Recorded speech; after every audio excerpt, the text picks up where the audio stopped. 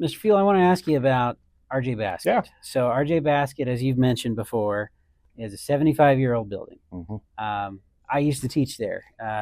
It has its issues. Yeah. Can you elaborate on why that building is becoming um, unusable as a facility? It's not unusable yet, Right. but why are we headed in that direction?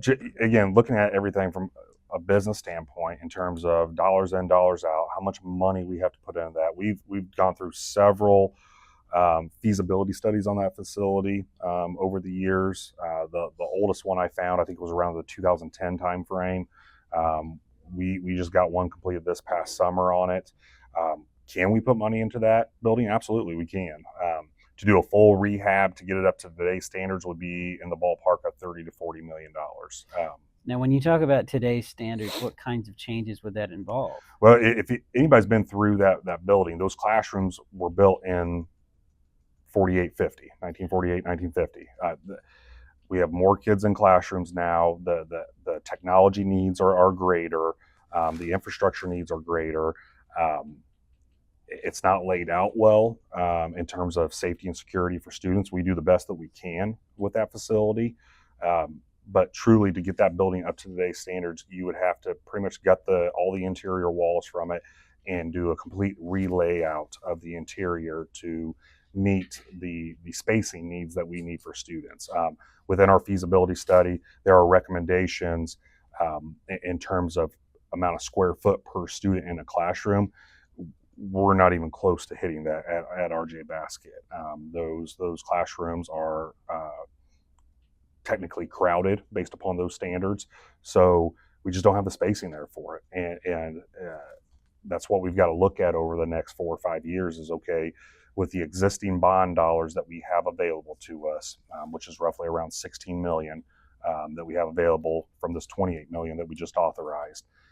Look at that along with what would the community accept in the future potentially as a capital referendum down the line, tied in with the dollars that we have available. Could we look at a smaller capital referendum in the $20 million framework to be able to get us a new middle school built at some point in time? So we're going to continue to evaluate what we need to do, but for us, the priority has got to be the operating referendum going forward, just to be able to mitigate the impacts of Senate Rolled Act 1 and be able to maintain transportation going forward for our in-district students. Yeah, you need to be able to keep the lights on Yep. before you build new lights. Yep, exactly. Fair enough. I taught at RJB, and I can remember, the classrooms are smaller Yes. than we're used to. Class sizes now are larger than they used to be. Yep. So there's a crowding problem in the classrooms. There's also major technical issues with just the wiring in the building. Yes. Accessing, modern technology. Wi-Fi is problematic in that building because the walls are made of stone, basically, Yep. right? Yep. Brick. And getting signals through that can be difficult. There's also issues with, just adding new features to the building. Correct. Because of its old construction.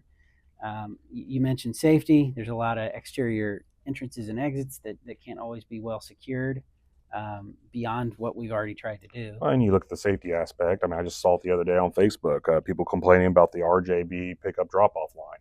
Mm-hmm. We have no solutions to that. I mean, we are landlocked at that location. I mean, we've done the very, very best that we can from a safety standpoint, but the ground is what the ground is there, and we can't change that. So from a student safety standpoint, a community member standpoint, it's not a great setup there, and there's not a whole lot that we can do with that. So it's not a matter of if, it's a matter of when something's going to need to be done at RJB. Mm-hmm. But we got to continue to work with our community to find what the best plan is from a planning standpoint and also a cost standpoint to figure out what we're going to do with 6th, 7th, and 8th. And now that we know that we are restricting our enrollment, 180 students K through 5, 200 students 6 through 12 in each grade level, that gives us more of a predictive measure for planning. And so that's something we haven't had in years past. Accessibility, I know, is an issue at RJ Yes. Baskett. A lot of stairs in that building, and so getting around to the different areas. There is an elevator, Yep. but it's a band aid to the It problem. is. I know drainage has also been an Yep. issue in multiple parts of the building, Mm-hmm. and those are very expensive fixes to Mm-hmm. make. So, in the event that RJ Baskett were transformed in some way, the most popular visions for that building are. Well, it would depend on whether it remained in the district's in our hands. Really, the annex, that portion of the building really needs to be demolished, truly because of the basement structure there and everything. What we've looked at, if we retained it, it would become some sort of, the gym's in really good shape overall. There are some water issues there that we would need to fix. But looking at to turn it into a community center, a transportation center, we are lacking severely in this district with storage. And so being able to utilize the building for storage would be one way.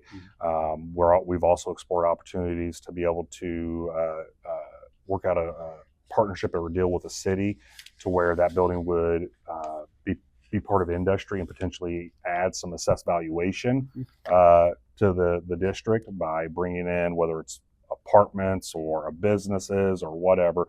So too early in the process to tell what it could be, but there are good options for that facility and that ground to be used, whether the district retained it or we worked out something with the city to help increase the assessed valuation within the district. Well, it's good to know that we're thinking outside the box for that.